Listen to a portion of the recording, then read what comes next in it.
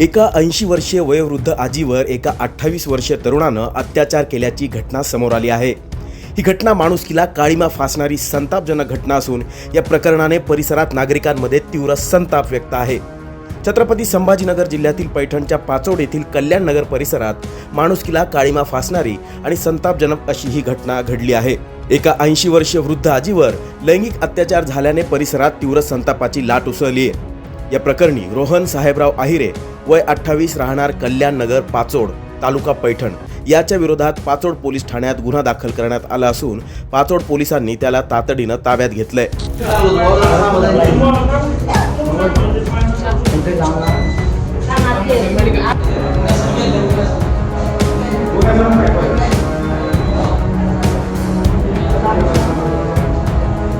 सोमवारी सुमारे 3 वाजेच्या सुमारास सुसाट वारा सुटल्याने रोहन आहेर याने मदतीचे नाटक करत वृद्ध महिलेला घरात नेले आणि तिच्याशी जबरदस्ती लैंगिक अत्याचार केला। वृद्ध महिलेच्या आरडाओरडीनंतर परिसरातील नागरिक आणि महिलांनी तात्काळ घटनास्थळी धाव घेत तिला रोहनच्या तावडीतून सोडवले। नातेवाईकांच्या मदतीनं पीडित महिलेला पाचोड पोलीस ठाण्यात दाखल करण्यात आले असून आरोपी विरुद्ध गुन्हा दाखल करण्यात आलाय।